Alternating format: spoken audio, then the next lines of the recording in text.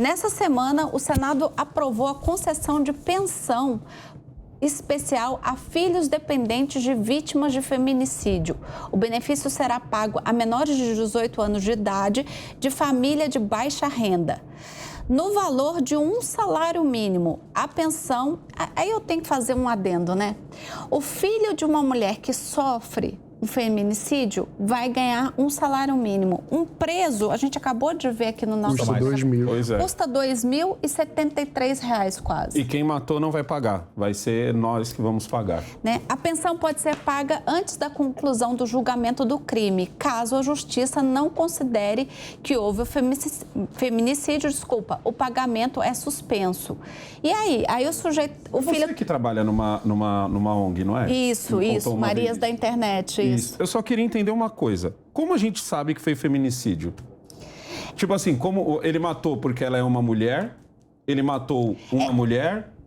Então, tem o homicídio da mulher, né, que daí acontece por uma série de outros motivos. Os motivos, geralmente você olha a fonte do motivo e aí o doutor aqui pode me ajudar nisso. Quando você tem um caso onde está explícito ciúmes ou ela era ali um objeto, né, tinha uma crença de que ela era um objeto do companheiro, do ex-companheiro, e ele tinha um ciúmes e tinha ela como propriedade, e por conta disso ele começa a fazer uma perseguição, ou mata, ou tortura. Geralmente, quando você vai buscar a origem, né, aquilo que deu a motivação do assassinato, é que você vai, então, classificá-lo como feminicídio ou não, não é isso? Nesse caso, dá a impressão de que isso vai ser uma coisa que vai fazer com que o cara que já estava pensando em matar mate com mais um bom motivo, do tipo, se você morrer, eu vou preso e você não vai ficar desamparado, meu filho vai ficar desamparado. Aí, lendo aqui o TP, eu fiquei bem na dúvida. Quer dizer, o benefício pode ser pago antes mesmo de se concluir o processo. Aí você lá na frente, o juiz decide, não, isso não era feminicídio. Eu vou ter que devolver, eu como filha, vou ter que devolver a pensão que eu recebi. É uma sequência de Brasil aí, né?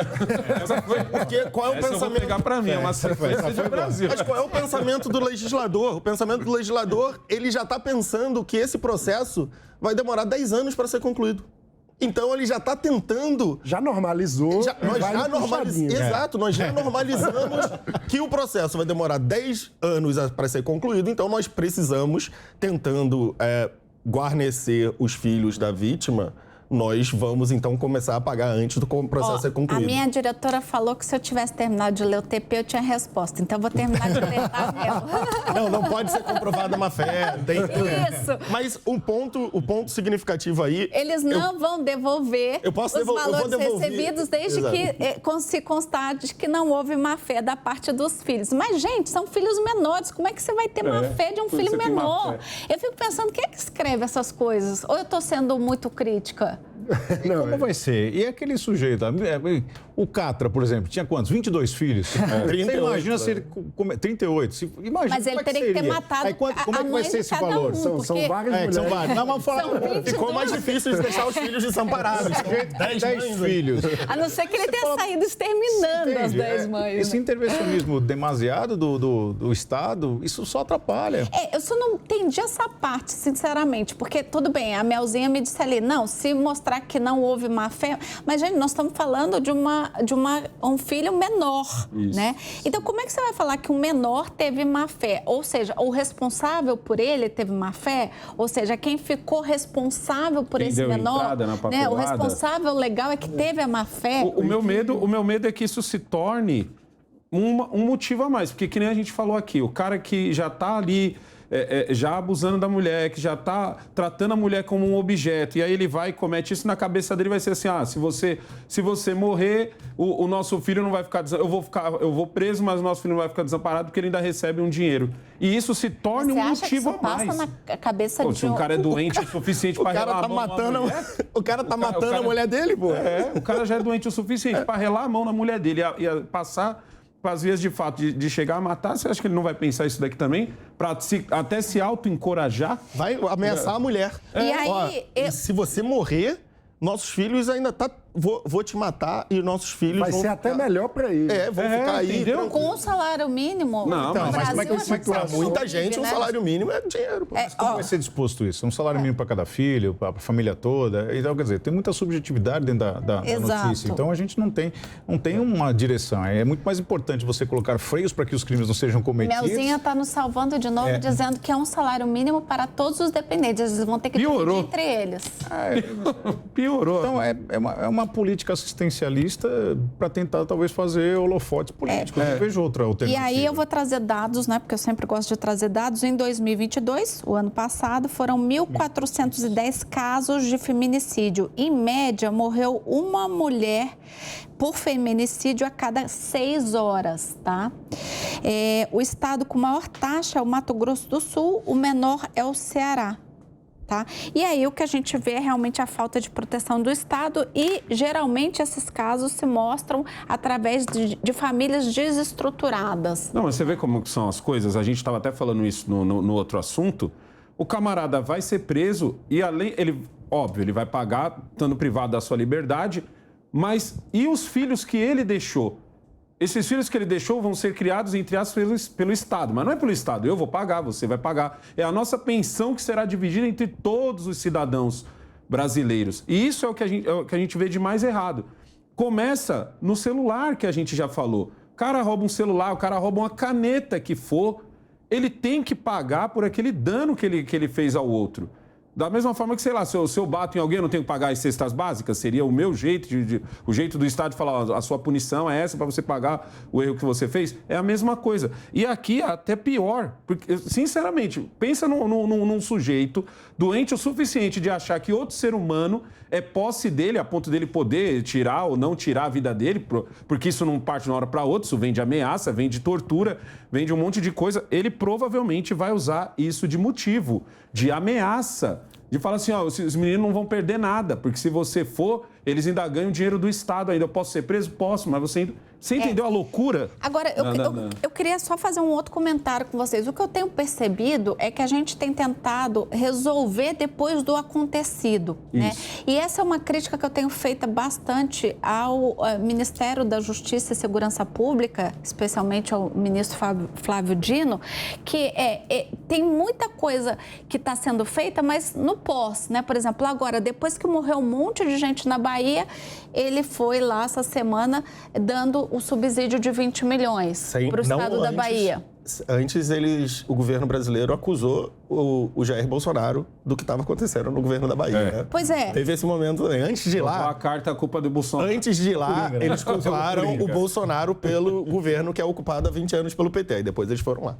Pois é. No Rio de Janeiro, a gente vê ali miliciano, tráfico de drogas. Essa semana, a morte horrorosa daqueles médicos, né? Que, aliás, a gente aproveita aqui para dar as condolências às famílias, inclusive a da deputada Sâmia Bonfim, né? Lamentável que parece, até onde se apurou até o momento, que parece que eles foram mortos, executados por uma confusão, porque era similar a alguém da milícia. Quer dizer, engano, né? Por engano, a que ponto chegamos? E aí, isso tudo acontecendo, você fala, depois que isso tudo, que o leite já está derramado, eu gosto de lembrar, minha mãe sempre falou isso para mim, né? Depois do leite derramado, não adianta mais chorar. E é o que nós estamos fazendo. Depois que o leite derramou, nós estamos vendo aqui pensão para filhos de vítimas de feminicídio, a gente está vendo aqui decisão para melhorar o sistema carcerário, recurso do governo federal para os estados, mas e aí? E a prevenção? E a prevenção? E assim, 20 milhões para o estado da Bahia, eu até cheguei a falar isso essa semana em alguma das mesas que eu tive debatendo. Gente, quando a gente fala de 20 milhões para combater a violência na Bahia e pensa que foi 12 bilhões para emendas parlamentares só esse ano, não é que eu acho 20 milhões pouco, mas hello, né? Exato. Eu diria que isso tudo é resultado da falta de projeto político dos grupos diferentes do Brasil. Quando a gente pensa, por exemplo, qual que é a proposta da esquerda brasileira para a segurança pública? Ninguém sabe responder.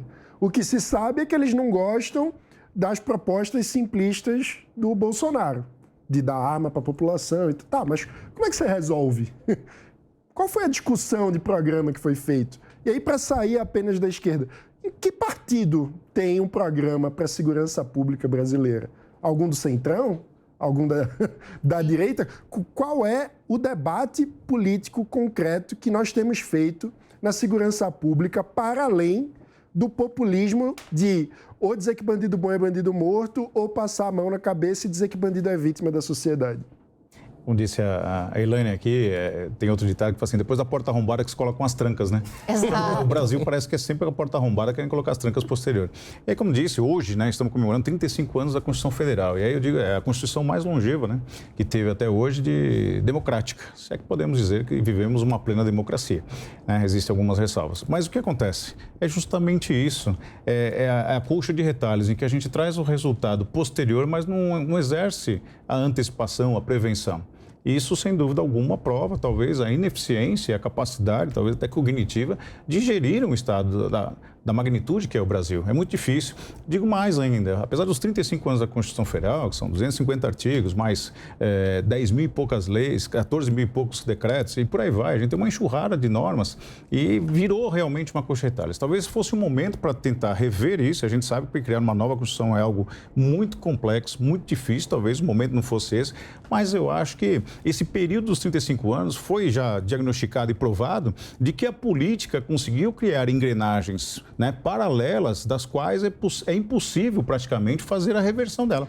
E hoje a gente vive um colapso político, jurídico, né, e social. Então, eu acho que deveria ser refeito, porque toda a tensão que existe dentro do Congresso, os maus políticos acabam sempre tirando proveito disso. E quem paga é o povo. Eu vou só, então, fazer uma provocação. Será que a gente tem que rever as leis, criar mais leis, ou a gente tem que começar a colocar em ação? Eu acho que a gente está sempre falando assim, tem que rever a Constituição. Tem que Exato. Eu já acho que já seria bem caminho andado. Essa proposta é literalmente o Brasil, mais uma vez, a gente faz isso todo dia. É o Brasil, mais uma vez, dizendo, olha, nós criamos uma lei. Não conseguimos cumprir. Então, vamos incluir mais uma coisinha aqui, porque agora vai. Não conseguimos cumprir. Mais um pouquinho. Então, olha só. O feminicídio é crime. O homicídio é crime. Sim. E a gente deixa as crianças órfãs. Nós não conseguimos impedir o feminicídio. Nós também não conseguimos cuidar das crianças órfãs. Então, vamos incluir mais uma lei. Então tá. Então agora mais uma lei aqui. Nós não conseguimos... Tem uns princípios básicos. A Constituição americana tem 250 anos. Não foi pela qualidade ou a má qualidade das leis. Foi promulgada com 13 artigos, salvo o melhor juízo, 21. É um livrinho assim, e hoje são 13 páginas, salvo o melhor juízo. Não mudou tanto. São princípios. O Brasil não consegue cumprir os princípios básicos. O menos é mais. Exato. É verdade. Os princípios são simples. Olha, se você matar alguém é errado, beleza. Não é tipo, mas se você matar alguém à noite é muito pior. Essa é a visão do Brasil. Não consegue cumprir a lei que matar alguém é errado. Então vamos fazer mais duro se matar alguém à noite. Vamos fazer mais duro se matar de madrugada. E nós vamos fazendo puxadinho. A democracia filosófica prejudica, né? Porque na essência você consegue talvez ter um formato muito mais fácil de você conseguir resolver determinado problema. Mas quando você abre esse leque, a filosofia, sem dúvida alguma, ela é de importância suma, principalmente para a parte do direito. Para nós é algo que faz você expandir o conhecimento, cultura e tudo mais. Mas prejudica, de certa forma. Você tem uma enxurrada de leis, mas nenhuma tem eficácia. Nós não temos a capacidade de agentes, não temos logística, não temos, enfim, efetividade. Sim, é um prejuízo enorme isso para a população brasileira. Tudo bem que é um benefício e louvável, né, que se pense aí nos órfãos dessas mães, mas antes disso, a gente tem que pensar como evitar que esse feminicídio aconteça, né? A gente tem um número horroroso. A cada 6 horas, uma mulher morre de feminicídio. Isso é muito sério. E do ponto de vista das crianças, a gente precisa pensar na situação dos órfãos como um todo, né? Porque se uma mãe, um pai morre num acidente, a criança precisa de amparo da mesma forma. Então... Cadê a forma pelas quais a mãe morreu talvez seja menos importante do que a vida dos órfãos que ficaram, né? Então, mas de novo, é mais um puxadinho, né? Uma boa forma da gente prevenir seria a pena ser feita de verdade, do cara pensar Para falar assim, pô, se isso acontecer, o doutor vai até me ajudar, porque ele é policial também. Os assaltos a banco Foi, né? Os assaltos a banco diminuíram porque aumentaram as penas. Então o ladrão pensava assim, pô, vou assaltar um banco, vai ali, vamos para carga. Vamos mudar para o roubo de carga. Se a carga ficar ruim, vamos mudar para outro. Mas ele pensa 2 vezes antes de fazer aquilo, porque ele está vendo que o bicho vai pegar se ele fizer aquilo ali. Outra coisa também, para chegar no ponto do feminicídio, a mulher já sofreu muito antes. Sim. Então, tipo assim, quando ela for lá tortura, agressão, psicológica, quando ela fizer ali sua denúncia, e a sua denúncia disser assim, ó, o camarada aí não pode estar a 300, tal, não sei o quê, e ela for lá e denunciar, porque o cara tá lá batendo na porta da casa dela, ou seja, ele está a 10 metros dela, essa denúncia tem que ser levada à frente e ele já tem que cumprir pena ali. A partir do momento que ele vai lá, descumpre hoje, descumpre amanhã, e daqui a pouco ele está seguindo ela, e daqui a pouco onde ela vai, ele está, entendeu? É onde uma hora ele se torna confortável o suficiente para falar assim, não, então, aqui é Brasil. Vou chamar a atenção, né, para um fator, depois das mudanças da lei, principalmente voltada para a mulher, o índice de crimes tem aumentado vertiginosamente, principalmente de uma forma usada de maneira errada. Principalmente o casal em que a mulher quer se separar, ela acaba fazendo moeda de troca, certo tipo de ameaça. Existem até casos, inclusive, o senhor está querendo dizer que a mulher é culpada? Não é de maneira alguma isso. É que, infelizmente, é o ser humano. Né? Eu estou falando que depois que tiveram as mudanças na lei, por exemplo, o crime de estupro de vulnerável, ele aumentou, assim, de uma forma, uma escalada incrível. Por quê? Porque muitas vezes a alienação parental é utilizada em que a mãe alega que o pai abusou sexualmente daquela criança e muitas das vezes a gente prova que não. Tem um caso muito especial no escritório de que um sujeito casado, bem-sucedido, com uma empresa, ele tinha uma amante, sustentava a amante por 3 anos e ela, a determinado tempo, ela quis ser a principal. Ele falou não. O que ela fez? Foi para um motel com ele, teve uma noite de prazer. Ao final, ela retomou o assunto, ele não concordou, ela passou a agredi-lo fisicamente, deu soco, tudo. Ele acabou perdendo a linha, deu um soco no rosto dela, gritaria dentro do motel, polícia militar no local. O que ela chegou e falou? Olha, eu tentei romper um relacionamento de 3 anos com ele, ele não quis, não aceitou, me estuprou, me bateu. Mas, doutor... Tô falando, não, ela usou são casos isolados. Sim. Então, assim... Então, vamos lá. Temos que ter um certo cuidado. Ainda assim, me desculpa, mas o errado da história ele, sem dúvida alguma. Ele não estou passando quem começou... assim... Mas falar que essa moeda de troca, quem usa essa moeda de troca se sente... Quem começou foi ele. Quem usa essa moeda de troca se sente confortável pelo mesmo motivo que se sente confortável o cara que bate na mulher, que descumpre mas como mulher e como vice-presidente de uma ONG que defende mulheres vítimas aí de uso da sua imagem na internet, eu não posso permitir que alguém queira entender que a mulher concorre para o crime de maneira alguma, não foi essa a é feito contra ela, seja a vida, seja física, emocional. A lei veio dificuldade em sentir muito é sempre pela inocência do homem que estava há 3 anos tendo um relacionamento extraconjugal, assumiu o risco e foi. Ele deu origem, ele teve um foi atraído por uma noite, aí deixou sua mulher em casa, foi atraído por uma noite a um motel e de repente, infelizmente, foi vítima de uma parental tem sido assim, às vezes para atingir o companheiro, que muitas vezes faz mesmo a prática da traição e tudo mais, e aí acaba usando o subterfúgio da lei. Não é excepcional, e são casos excepcionais, mas existem, e nós tivemos um crescimento nessa parte desses determinados crimes. Quem deu origem a um relacionamento extraconjugal foi ele. Ele tá errado. Esse caso que vai fazer com que a mulher que realmente está passando por vários problemas, ela chega na frente de um delegado e o delegado vai olhar para a cara dela e falar, será que você só não está brava porque eu já tive um caso? Não, mas hoje a DDM são mulheres, acaba tendo um pouco mais de conforto. Ainda bem que hoje nós temos à frente das delegacias para violência contra a mulher, mulheres. Né? Até porque seria muito delicado para uma mulher ter que contar algo para um outro homem, porque, querendo ou não, há essa cultura machista de olhar e falar, mas será que você não concorreu para o crime?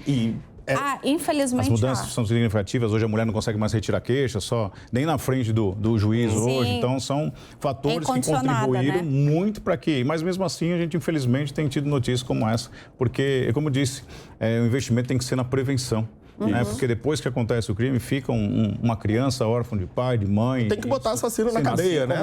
Assim como a denúncia falsa tem que ser bem pesada a pena para quem faz uma denúncia falsa. E fazer a outra coisa que o brasileiro faz do puxadinho também é aumentar a pena para crimes pelos quais a gente não está prendendo muita gente, né? Então a gente fica aí querendo aumentar a pena aumentar a pena para assassinatos. Beleza, mas qual é o percentual de assassinos presos, julgados e colocados... Cumprindo pena. Pegos, julgados e cumprindo pena. É muito baixo.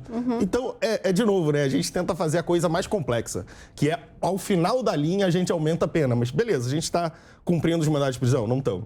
A gente está prendendo os assassinos e julgando? Não estamos. Então, quem está preso foi julgado? Quem está preso foi julgado? Também não foi. É isso que deixa o cara confortável para fazer a coisa errada. Quanto tempo você demora num processo penal, 8% dos crimes violentos não são solucionados. Imagina, cara. Imagina. Quanto? 8%. Eu achei que fosse mais. Não, 8% são solucionados. São solucionados. Tá. Solucionados. 92 não são. Não são Isso solucionados. ou seja, na prática a lei não existe. Você pode, na cabeça do cara que vai fazer a besteira, ele pensa, vale a polícia A judiciária. chance de matar alguém e não ser punido é maior do que a chance de ser punido. Então o estímulo, a própria cultura, podemos dizer assim, a cultura da sociedade, foi o cara falar assim, pô, mas peraí, 92% não é solucionado, vou arriscar. Vou arriscar. Né? Talvez eu caia nos 8%, mas é difícil. E é importante das pessoas saberem. Quem tem condições de conhecer um advogado razoável vai ter recursos e mais recursos e aí vai postergar isso ao longo do tempo. Falando aqui. Você então, quer dizer, eu sou a favor da pena,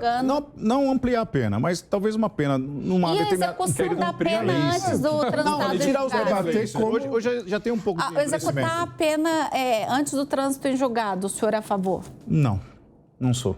Por qual razão? Porque aí a gente vai abrir aqui talvez 2, 3 programas de casos em que inocentes foram presos. Sim. Infelizmente. Mas aí não é a exceção? Não é exceção, né? Mas ainda assim é um número significativo. Você colocar um preso enclausurado é algo assim...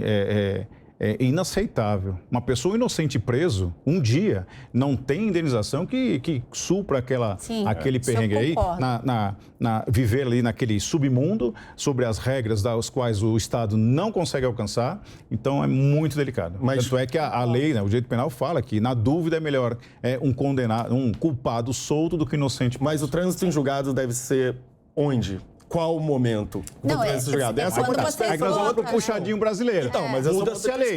Muda a lei. A lei é clara. A lei, existem recursos. Só o trânsito em julgado. O que é o trânsito em julgado? O trânsito em julgado é quando não cabe mais nenhum recurso. Então, mudem a lei. Mudem o Código de Processo Penal. Não vamos fazer coxa de retalhos, porque a lei é clara, né? Como diz, a regra é clara. Então, a gente está fazendo mais um puxadinho.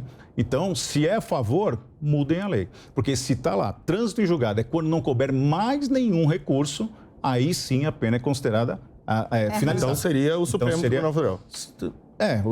Depende do caso, pode ser no Supremo Tribunal Federal ou pode ser no STJ. Quanto custa chegar um caso até lá? Se chegar até lá? Depende muito. Para o acusado. Muito caro, né? Porque tem muitos que apostam naquela coisa, o determinado advogado X tem uma certa influência, e aí vai entrar em N fatores aqui. Um caso para chegar no Supremo Tribunal Federal custa milhares de reais, algumas dezenas de milhares de reais. Então, nós temos uma aplicação da lei absolutamente problemática no Brasil. Não, Magno, não está... Não é? Chegar ao STF não significa, não está atrelado a um valor pecuniário. Está atrelado à capacidade do advogado saber manejar os recursos até que chegue no STF. Mas... Ou seja, é mais caro. Proporcionalmente, é um advogado caro. É um bom advogado. É bastante diferente. Só para a gente fechar aqui o primeiro bloco, a gente tratou sobre o sistema carcerário brasileiro e também sobre a pensão para filhos que tiveram aí, que ficaram órfãos e as mães foram vítimas de feminicídio. Alguém quer fechar, dar mais alguma fala aí final, uma mensagem final sobre o tema? Eu acho que a grande questão é como fazer com que o Estado brasileiro tenha eficiência para cumprir o que está na lei. Porque a gente falou aqui sobre diversas questões que, basicamente, o Estado não consegue entregar o que, em tese, foi desenhado na legislação. Então, eu acho que a grande discussão é como dar eficiência ao Estado. Mesmo cobrando 40% do PIB brasileiro em impostos. Exato. Não é falta de dinheiro. O que me chamou a atenção aqui nesse bloco que a gente conversou é a diferença de pagamentos. A gente gasta com um preso R$ 2.073 e vai dar para os filhos de uma mulher que sofreu feminicídio, né, ou seja, que estão órfãos, um salário mínimo e assim mesmo dividido entre eles. Então, eu acho que a gente está aí num descompasso e que não é quem matou social. que vai pagar. Quem vai pagar, quem paga a pensão, na verdade... Nos dois casos, né? Nos dois casos somos nós. Lembrando que todos os estudos mostram que investir na primeira infância tem muito mais retorno social do que qualquer outro tipo de investimento. E o Estado brasileiro acaba gastando mais com mais velhos do que com as crianças. Mais algum ponto, doutor? Não. Você que está nos assistindo certamente consegue cuidar da sua família, dos seus filhos, com R$2.000 de uma forma muito melhor do que o Estado brasileiro cuida dos presos. Lembrem disso na hora de votar. O Estado não sabe cuidar de nada, nem de um preso. E nós precisamos começar, de fato, a levar as políticas públicas a sério e ter planejamento, ou seja, evitar que as coisas aconteçam para a gente depois não ter que ficar aí decidindo o que a gente vai fazer com essa quantidade enorme de presos que a gente tem hoje. E segundo o doutor Emerson, isso representa muito pouco dos casos que deveriam, de fato, tá sendo julgados, né, e levados a cabo, né? E de apoio mesmo à sociedade, a órfãos que a gente tem por conta do crime, né? Que não é só o feminicídio, a gente tem órfãos de todos os tipos. Todos os aspectos. Né? Sim. Exato.